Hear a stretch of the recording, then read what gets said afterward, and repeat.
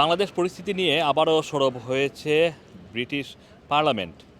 British পার্লামেন্টে দুজন প্রভাবশালী এমপি গতকালকে পার্লামেন্টে কথা বলেছেন বাংলাদেশের সংখ্যালঘু নির্যাতন নিয়ে। বাংলাদেশের ট্রাভেল সতর্কতা জারি করেছে ব্রিটিশ সরকার। এই সব কিছু মিলিয়ে বাংলাদেশ সরকারও অসন্তুষ্ট প্রকাশ করেছে ব্রিটিশ সরকারের প্রতি। মূলত আজকে পররাষ্ট্র উপদেষ্টা মোহাম্মদ তৌহিদ হোসেন তিনি ঢাকায় নিযুক্ত হাই কমিশনার মানে যুক্তরাজ্যের হাই কমিশনার সারা কুককে ডেকে এনে এই বিষয়ে বাস্তব চিত্রগুলো তুলে ধরেন এবং তার অসন্তোষের কথা তুলে ধরেন। পররাষ্ট্র উপদেষ্টা বলেছেন যে ব্রিটিশ হাই কমিশনারকে তিনি ডেকেছেন এবং তিনি বলেছেন যে ছোটো দুটি ঘটনা ঘটেছে। গত 2 নভেম্বর ব্রিটিশ পার্লামেন্টের দুজন সদস্য যেই বক্তব্য দিয়েছে বাংলাদেশের সংখ্যালঘুর পরিস্থিতির উপরে, সেই বক্তব্যে কিছু ভুল তথ্য দেওয়া হয়েছে, সেটা হাই কমিশনারকে তারা জানিয়েছেন।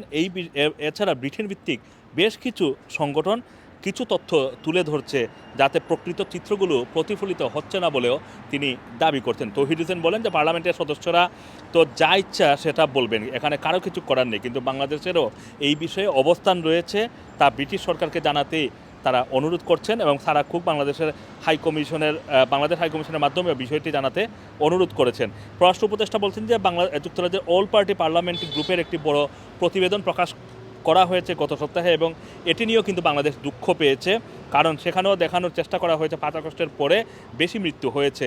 বিষয়টি সম্পূর্ণ মিথ্যা বলে দাবি করেছেন পররাষ্ট্র উপদেষ্টা।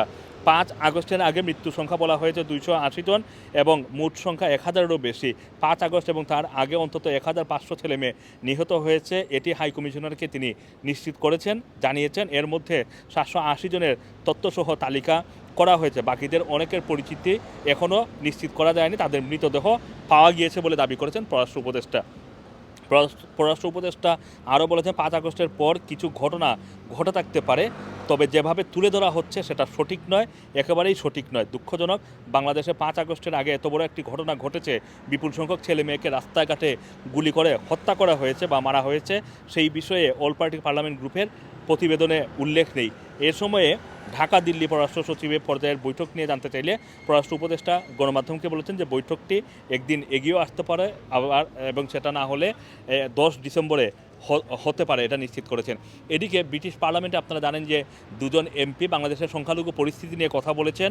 তারা শুধু যে দুজন এমপি কথা বলেছেন সেটা নয়, বাংলাদেশ পরিস্থিতি নিয়ে অল পার্টি পার্লামেন্ট গ্রুপের একটি রিপোর্ট সেটাও আলোচনায় উঠে এসেছে।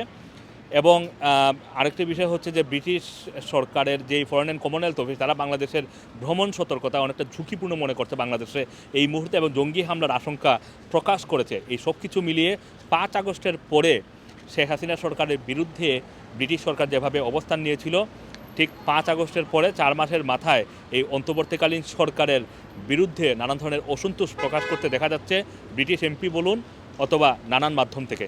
Assam Rana TV, London.